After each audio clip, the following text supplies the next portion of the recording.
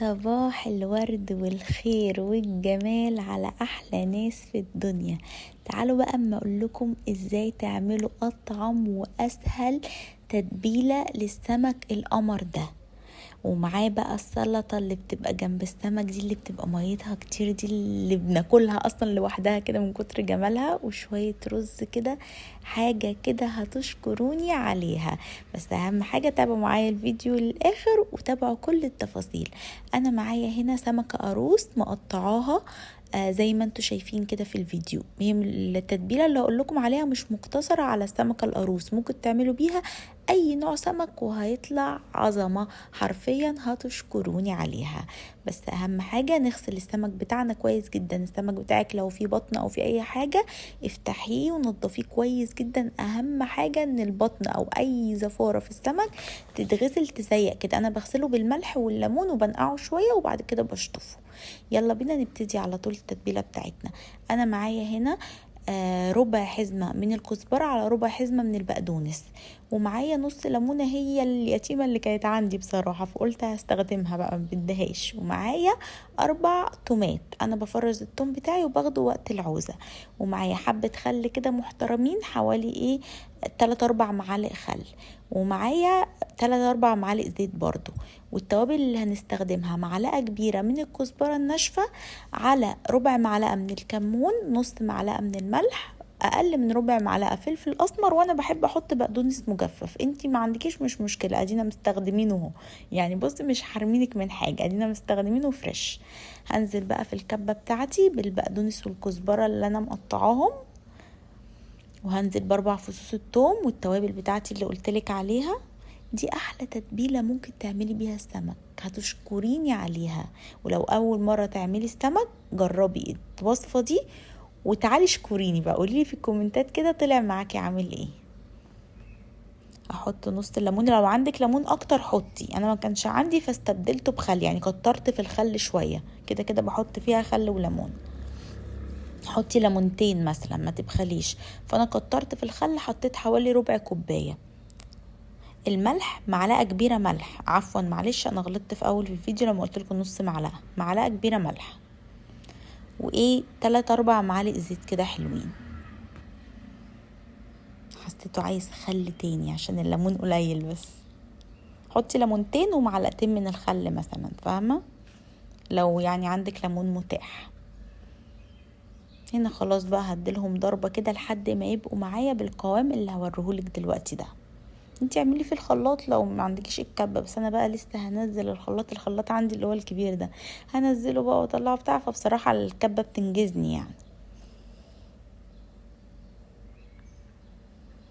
انا عايزاه سايل كده معايا، شايفاه؟ هو ده القوام القمر. بصي بقى الحبه الصغيرين دول هيملوا السمك بتاعي ازاي. جبت انا هنا السمك بتاعي بعد ما نضفته كويس جدا طبعا زي ما قلت لكم في اول الفيديو، نزلت عليه بالخلطه بتاعتي. بصي ما تسيبيش فتفوته، شعرنا ولا فتفوته تتساب. وهقلب كده الخلطه فيه كله. انتي المفروض تقلبي بايدك، فكك بقى من شغل المعالق والكلام ده. انا قلبت اوت اوف كاميرا، وبصوا كان في حبه في الغطا، ما بسيبش حاجه، ما بنسيبش حاجه. الست المصريه الاصيله والعربيه الاصيله كمان ما بتسيبش حاجه، هي دي الست الشاطره، ملهاش جنسيه، الست الشاطره ما بتسيبش حاجه. هقعد بقى اقلب شويه كده بايدي بقى، معلش اوت اوف كاميرا، وهرجع لكم تاني.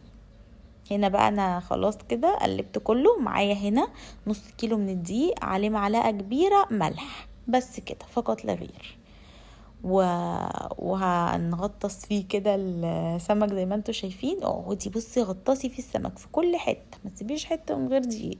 ونفضيه في الاخر عشان ما يعكلناش الدنيا، انتوا عارفين الدقيق بيعك الدنيا. هعمل واحده تانية برضو قدامكم كده. غطسي غطسي غطسي ما يهمكيش، ونفضي في الاخر. بعد ما غطسي كده في الاخر نفضي. اعذروني يا اخواتي، انا ولادي لسه نايمين، وبصي يعني مش قادره اقولك انا نايمه معاهم اصلا، بس بسجل لكم بصوتي وقلبي، صدقوني انتوا حبايب قلبي اصلا. هننزل بقى بشويه زيت محترمين كده في الطاسه بتاعتنا الجميله. هسيبه يتقدح يعني سيبيه يسخن خالص. واول بقى ما يسخن معايا زي ما انتوا شايفين كده هنزل ايه بالسمك بتاعي القمر.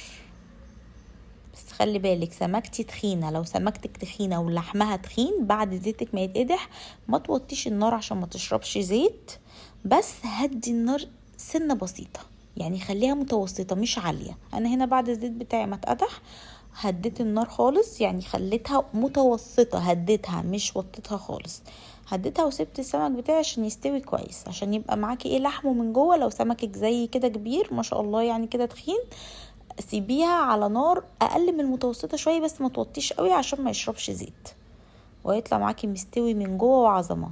انا لولا كان عندي عزومه كنت فتحته قدامكم قدام الفيديو وريتكم هو مستوي ازاي، بس حرفيا كان مستوي وشرفني بصراحه، والوصفه دي شرفتني قدام نسايبي بصراحه يعني. هنا بقى ايه كده خد معايا حوالي 3 دقايق على الوش ده، قلبته على طول على الوش التاني خد نفس ال3 دقايق. خلص بقى باقي الكمية كلها وهوريه لكم في الاخر. عملت جنبه بقى شوية رز صيادية تاكلوا صوابعكم وراه، دي انجح طريقة للرز الصيادية. انا هنا حطيت ربع كوبايه من الزيت، عليها بصلايه مفرومه، رشه قرفه.